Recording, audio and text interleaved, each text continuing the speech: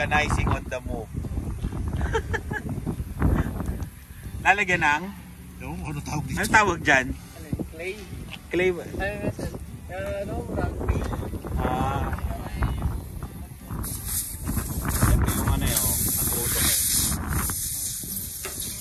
Yun, ito mahirap. Oh, Sunday. Oh, Monday. Oh, Tuesday. Oh, Wednesday. Oh, Thursday. Oh.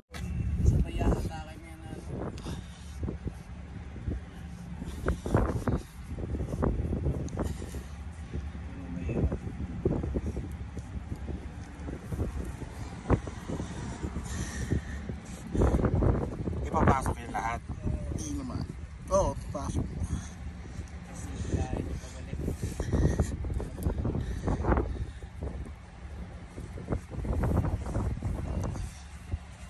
Ano lang yung sobra din eh. Okay. Yun. Tapos, oh. Parang wala lang ah. Pakinggan mo, may sigaw pa. Durhan mo, di ba sa Lawala mo ka. sa Pilipinas nilalawayan to eh. Tubig ito ba dyan? Tubig. Oh, tubig dyan, may tubig. Ang galing ah. Oh, di ba? Kailangan pala may ganyan kalagi, pre, no? Oh, wala no? Meron pa ba mo kasi humingo pa ata ng konti. Yun, wala nang tagas. Ang galing ah, yung ganito ah. Anong tawag dito, pre? Rubber solution. Alam mo? Cauliflower. Cauliflower. Oy, thank you ah. Ayan, oo. Oo. Ito na yung mga ano ah. Thank you ah. Oh, kumpleto gamit oh. Thank you. Ingat. Okay, ingat. Thank you. Kailangan pala may ganyan kalagi. Emergency. Buti may pambomba tayong binili. Sakto nga. Sakto nakita ko yung ano, yung tornilyo. Ganito lang pala ginagawa nila. O yan o, wala na. Okay na daw yan. Ito, tignan nyo naman o. Nakatusok to kanina dyan. Hindi ko nakuhanan eh. Tapos binunot namin. Yan. Ayan, bombahan na natin. Ay, patay pala yung sasakyan. Yun, di ba? Oh, salamat.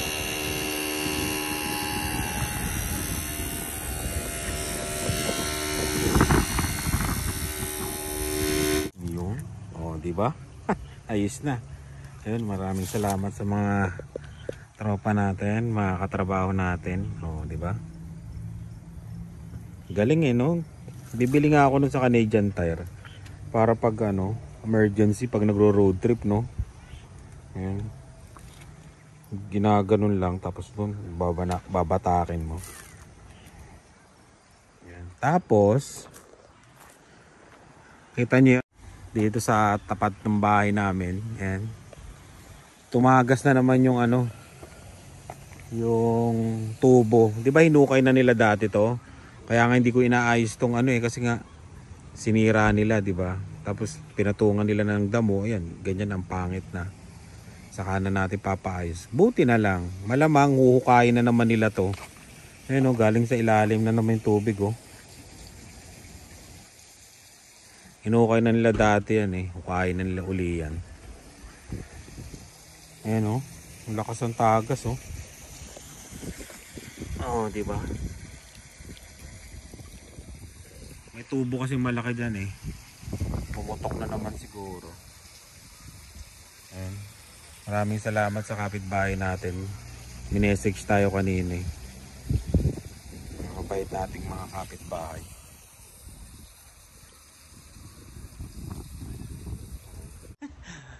Tingnan nyo mga ano, mga damit ko. Mga pantrabaho lang to, luma. Parehas kami ni Kailags eh.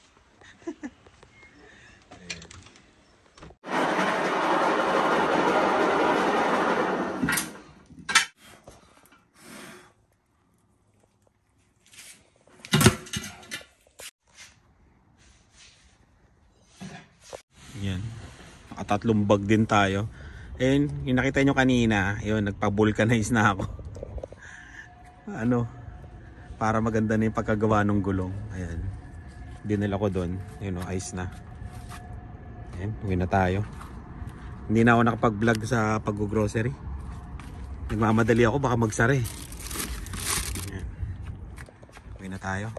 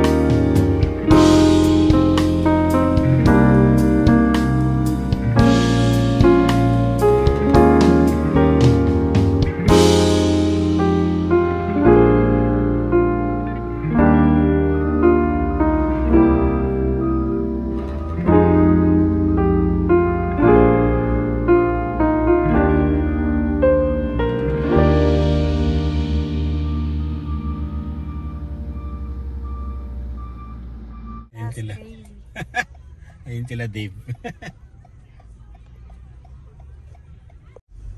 Saan sila? Oy. Dylan! Nasaan si Dylan? Ay, ayun na pala. Dylan! Ayun na. May piso na dun sa atin. Hinukay itong sa ano natin ah. Ay, di. Hinukay. Ayun yung piso no. Pakita mo. Ayan yung pison. Yun. Lakas sara ng pintuan. Ayan. Check uli yung gulong ko. Naalala nyo yung ano? Yung nagpang-organize tayo. Pinaayos na natin. Yun. Wala nang singaw talaga to. Ayan. Ay, tignan pala natin tong ano. Ito okay na rin. Ito yung parang sumisingaw eh. Wala naman. Talagang na ano lang siguro.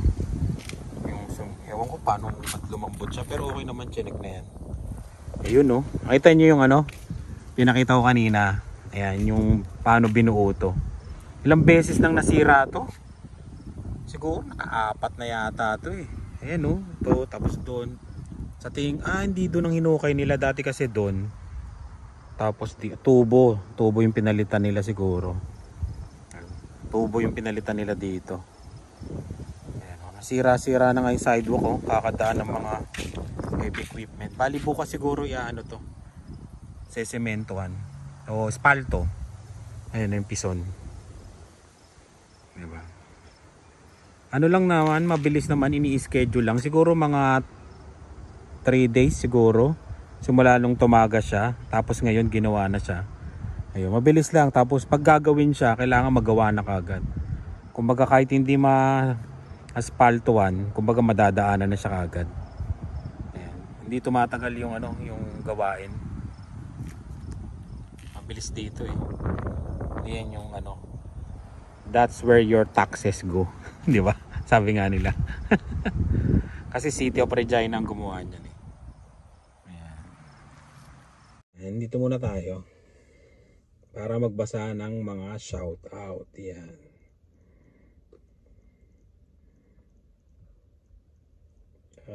Ay, may babatiin nga pala ako. Yun. May nag-message sa akin sa Carino family. Ayan. Teka lang. Hanapin natin. Ito, basahin natin yung ano. Yung shout out natin. Ano to? Mahaba message. Oh. Mahaba yung message. Pero isa-shoutout natin si Nanay Edna at Tatay Lito. Happy 50th wedding anniversary sa inyo. Yun. Congratulations po. Yun oh, 50. Ang ganda, ang galing, di ba? Yun. Nanay Edna and Tatay Lito of Binyan, Laguna. Yun. Shoutout po sa inyo. Wishing you and your family the best of health and happiness. Yan. Shoutout na rin kay JR. Yan. Taga Binyan sila. Malapit lang sa amin yun, yung Binyan. Siguro, pag traffic, ilang oras ba? Kalimutan ko na. Pero may mga katrabaho ko dyan sa Binyan eh. Diyan ako dati. Kasi yung trabaho ko dati sa Binyan. Yun. Okay, punta na tayo ngayon. Mag-shoutout na tayo sa last vlog natin. Ano ba yung last vlog? Ito. Yan. Grabe ngayon no, yung kino-commercial yung ano, bagong Apple Watch no. Gusto ko talaga magkaroon ng Apple na watch. Pero hindi ko pa rin nabibili talaga. Ayun. Shout out kay Melinda Cuevas. Ito yung mga nag-comment sa last vlog natin. Ayan. Or ano sabi niya, mahirap may ipis at daga sa Canada. Kailangan mo pang BPA, sabi niya. Pesticide yan ang mahal ang bayad. Yun. Pag bed bugs, pwede ba yan? Hindi ko lang alam kung pwede yun yung ginawa natin. Kasi ano, ilalagay mo dun sa ano, nangangain. Ang alam ko kinakain ng bed bugs, di ba? Ano yun? Ano ba to? Di ba yung ano ng tao? Parang yung dito mo kinakagat ka, di ba? Tips na rin para sa ano, yung hindi magkaipis yung bahay nyo. 'Di ba usong-uso dito yung mga garage sale 'yun. Pagka iwasan nyo rin minsan na bumili ng mga gamit, na lumang gamit sa mga, alam nyo na, mamili kayo ng pagbibilhan. Kasi wala lang, talagang hindi mo sabagay hindi mo rin may iwasan kung talagang kung may ipis yung dala-dala mo. Kaya ingat-ingat lang sa pagbibili ng mga garage sale. Piliin nyo rin yung mga lugar na pagbibilhan nyo. Ayan. Crystal Clyde Larita, kapag langaw naman kuya, baka meron ka din alam. Wala akong alam doon. Hanap tayo niyan. Sabi ni Alicia Perez, pati daga patay din. Piling ko lang. Pero wala naman kaming daga doon sa doon sa apartment namin dati. Meron ba dito sa Pinas yung borax? Alam ko meron yan. Sa Shopee malamang meron yan. Yung borax nga pala, mabibili niya yan sa Superstore. Yun, sa Superstore. Sa Superstore ko nabili yan. Tapos sabing Coach Tony Barrio, yan. Maria Dodson, anong borax niyan? Saan nabibili yan? Yun, sa Superstore. Berna Deruna, salamat Kuya Mark, subukan ko. Ingat kayo dyan, Carino family. Yun, salamat. Ate Cres, yan. Thanks Mark, subukan daw nila. Yun. Noni, yung ipis na maliliit German cockroach. Oo nga, German nga daw yan. Meron na din po dito sa Pinas, lalo na sa mga condo. Yun, thanks po. Joyce Key, anything goes. Thanks, yun. Salamat din. Jemmy, thanks for sharing. Ingat. Barometric, yan. Salamat sa ipis hack. Susan Moreno, mamamatay yung ipis dahil sa borax and peanut butter ang pang-attract, sabi ni Susan Moreno. LB Medina, yun, shout out. Nora Puller, Catherine Salazar, yan. Sabi niya kung saan daw yung borax, yun sa Shopee, try mo. Bridge Guy, nasubukan ko na po ito with brown sugar with almond butter. Meron pa rin. Sinubukan niya na pala yun. Pero po, subukan ko ang mismong peanut butter. Mas may scent siguro siya kaysa sa almond. Yun. Sa akin kasi, yun, peanut butter yung ginamit ko talaga. And John Tigno, sabi ni John Tigno, pwede din ba sa dagayan? Di ko lang alam pre, pero feeling ko syempre pag kinain ng dagayan, madadali rin yung tiyan nila, di ba? Kaya yun, yun, salamat sa mga comment nyo. Ayan, pupunta ako kasi sa ngayon, sa ba to? Sa Asian store yan. Bibili lang ako kung ano-ano. Tapos, yun nga, ang galing, di ba? Ang galing ng mga gumagawa dito. Talagang kompleto sila gamit yan. Tapos, pag pumunta sila, talagang gawa talaga kagad. Kasi, pag, tingnan mo, driveway kasi to, di ba? Pagka hindi nila ginawa dyan, wala kaming dadaanan. Siguro, mga malalaking project talaga, tumatagal yung gawa nila. Pero pag yung mga ganito, saglit lang nila ginagawa. Tapos siguro bukas na lang nila pipisonin yan. Tapos lalagyan ng siguro ng asfalto. Kasi sila parang iba't ibang department. Yan. Maganda dito sa Canada yung talaga, yung tax na kinakaltas. Napakalaki ng tax talaga dito, malaki. Pero ayun, nakikita mo naman. Tapos nararamdaman mo yung tax. Yan, sa paggawa nila ng mga ganyan. Tapos sa health, di ba? Tapos sa benefits ng mga bata. Kaya yun, yung mga nag-iisip na worth it pa ba mag-Canada ngayon? Pumunta ng Canada sa daming mga pinapalabas na nilang mga yung mga rules ngayon na naghihigpit sila, worth it pa ba? Oo naman, worth it na worth it. Worth it na worth it pa. Ayan. Kung ako tatanungin nyo, worth it pa. Kasi talagang maraming benepisyo ang matatanggap mo dito sa Canada. Kumbaga, okay na okay yung kinakaltas sa na-tax sa'yo, di ba? Daming nagre-reklamo na sobrang laki talaga ng tax talaga dito sa Canada. Pero, yun, at least nararamdaman mo naman pabalik, di ba? Kaya, yun. Maraming salamat sa laging panonood. Pasensya na yung mata ko kasi parang singkit-singkitan na naman, napaidlip ako kanina. Kaya, yun. Maraming salamat sa laging panonood. Ingat po kayo at yun. God bless. Sa susunod ulit. Bye!